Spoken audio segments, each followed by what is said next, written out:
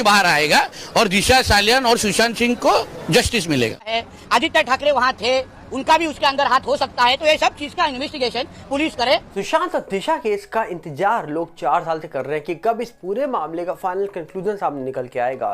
पर पिछले कुछ दिनों से कहा जा रहा है कि दिशा केस में फिर से लोगों को उम्मीद जग गई है कि अब इस पूरे मामला सॉल्व हो जाएगा जल्दी, और इस पूरे मामले की वजह से क्या सुशांत मामला भी सॉल्व होता हुआ दिखाई देने वाला है। क्योंकि कहा जा रहा है कि पिछले 1 हफ्ते से दिशा केस को लेकर बड़ी चर्चा चल रही है, और इसी बात पे कहा जा रहा है कि सुशांत के दोस्त को भी पूछताछ के लिए बुलाया जा रहा है, और साथ में नेता भी अगर निकल के आ रहे हैं, और नेता ये दावा कर रहे हैं कि उनको शुरुआत से ही लगता है कि इस मामलों में गड़बड़ है, मामला 302 का है, सबूत वो देने को तैयार हैं, तो बात ही कुछ अलग हो जाती है। और अब इसी चीज़ को लेकर ही अभी हाल ही में नेता को समन भेजा गया था, और उसके बाद सुशांत के एक दोस्त है उनको समन दिया गया था। पर पूरा मामला क्या हुआ है, क्या चल रहा है इस पूरे मामले में, सब कुछ इस वीडियो में बताएंगे डिटेल में। पर उससे पहले आप अपील करेंगे, अगर आप इस चैनल के अंदर नए हो तो वीडियो को लाइक करना, वीडियो को शेयर करना, चैनल को सब्सक्राइब करना बिल्कुल मत भूलना। यहाँ पर अगर हम बात करें सबसे पहले तो आपको बता दी जाए कि सुशांत मामला जो 4 सालों से चल रहा है, लगभग सोचिए 2020 में जून में मामला होता है और 2024 जुलाई आ चुका है, और दावा हो रहा है कि सुशांत से पहले दिशा केस भी हुआ था, और दिशा केस में भी कई सारे सवाल तो निकल के आए थे कि इस मामले में भी क्या कोई गड़बड़ थी, क्योंकि सवाल तो इस मामले में उठाए गए थे। पर दिशा के सामने कब आया था, जब सुशांत सिंह राजपूत वाला मामला हो गया था, क्योंकि सुशांत से पहले दिशा को लोग जानते नहीं थे।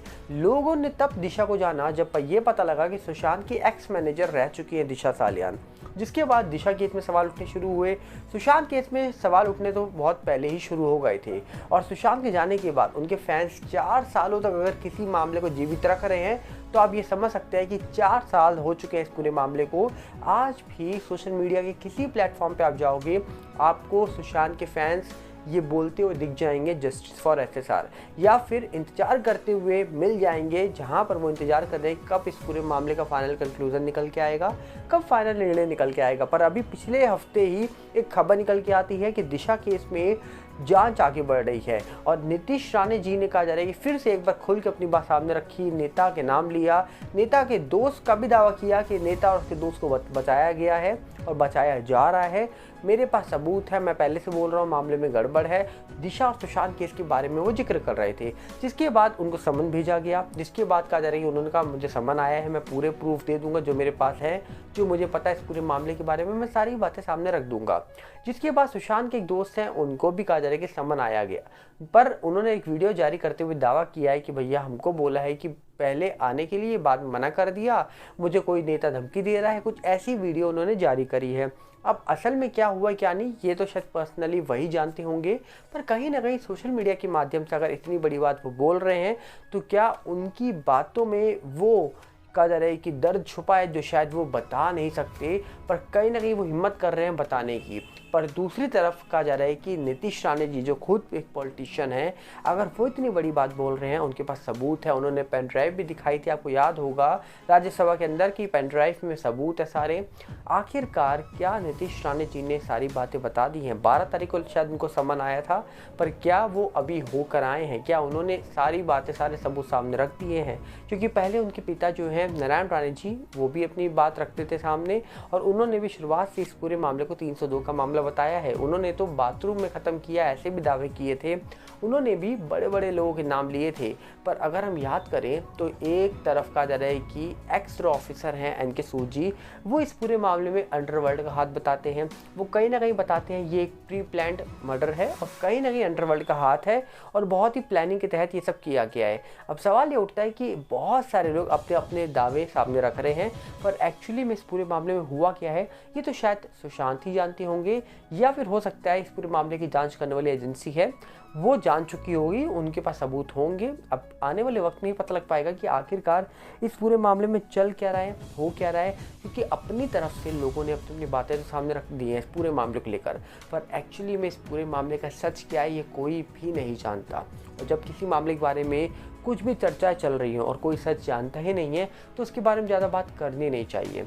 क्योंकि 4 सालों से सुशांत मामले के बारे में जिक्र तो बहुत हो रहा है, पर इसी जिक्र के पीछे कहा जा रहा है कि 4 सालों में हमने देखा कि बहुत सारे लोग सुशांत और दिशा केस के बारे में बोलने के लिए सामने आते हैं, फिर अचानक से गायब हो जाते हैं। आपको याद है रूप कुमार शॉ, जो कहा जा रहा है कि कूपर के स्टाफ थे जिन्होंने सुशांत केस को लेकर 1-1.5 साल के बाद बहुत बड़े बड़े खुलासे किए थे, पर अचानक से वो गायब हो गए।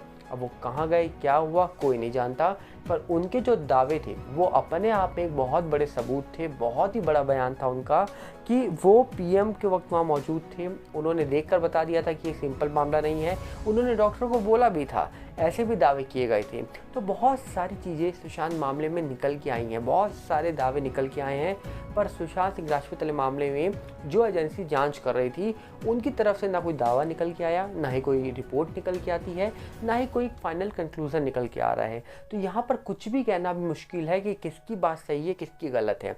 मामले में क्या हुआ था, क्या नहीं हुआ था, कोई नहीं जानता। पर सुशांत के फैंस आज भी 4 साल के बाद भी ये बोलते हैं, ये दावा करते हैं कि सुशांत मामला सिंपल मामला नहीं था, मामले में गड़बड़ थी, मामले में बहुत सारी चीज़ें छुपी थी।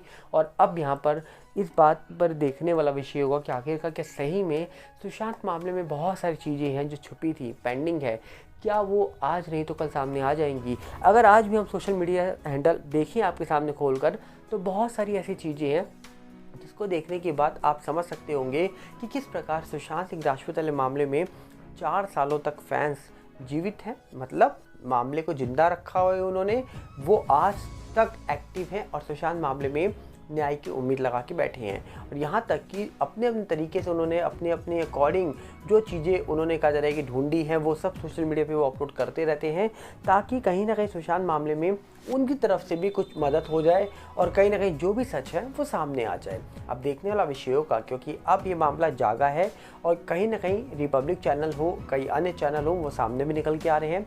पर बहुत तेज़ी से इस मामले को फिर से एक बार किसने उठाया, रिपब्लिक चैनल ने। अगर हम यूट्यूब पे जाकर सर्च भी करते हैं तो सबसे ज़्यादा न्यूज़ जो दिखाई गई है पिछले 1-1.5 हफ्ते में सुशांत और दिशा केस को लेकर, वो रिपब्लिक चैनल पे दिखाई गई है। और अर्नब गोस्वामी जी की वापसी का मतलब आप समझ सकते होंगे, क्योंकि अर्नब गोस्वामी की वापसी हमने एक बार देखी थी तब जब सुशांत केस हुआ था, और एक बार फिर से आज हम देख रहे हैं कि अर्नब गोस्वामी और उनके चैनल फिर से सुशांत और दिशा केस को जीवित करने में लग गए हैं। मतलब उम्मीद जग जाती है इंसान की जब रिपब्लिक में हम सुशांत और दिशा केस के बारे में कोई भी खबर देखते हैं। तो आपको क्या लगता है कि इस मामले में जो भी चीज़ें हैं वो जल्दी सामने आएंगी? क्या जल्दी खुलासा हो जाएगा कि क्या सही है क्या गलत है? क्योंकि अपने अकॉर्डिंग अगर हम बात करें तो इस मामले में बहुत सारी चीज़ें तो निकल के आ रही हैं सामने, पर फाइनल कंक्लूजन के लिए हमें इंतज़ार करना पड़ेगा। इस पूरे मामले में जांच करने वाली एजेंसी सीबीआई का, मामले में सीबीआई, एनसीबी, ईडी जैसी एजेंसी जांच कर रही थी, जो बहुत बड़ी एजेंसी है। तो उम्मीद करते हैं कि जल्दी फाइनल कंक्लूजन सामने रखा जाएगा। आपको क्या कहना है? आप अपनी राय कमेंट बॉक्स में रख सकते हैं। हम मिलेंगे बहुत जल्दी, साथ में आपसे अपील करेंगे अगर आप इस चैनल के अंदर नए हो तो वीडियो को लाइक करना, वीडियो को शेयर करना, चैनल को सब्सक्राइब करना बिल्कुल मत भूलना। और साथ हमारे नए चैनल सागर भल्ला 18 से जुड़ेगा, जो यूट्यूब का है, इंस्टाग्राम का भी सेम सागर भल्ला 18 है, फेसबुक का सागर भल्ला है। इन सब के लिंक हमने आपको डिस्क्रिप्शन में दे रखे हैं। मिलते हैं बहुत जल्दी। नमस्कार, जय हिंद।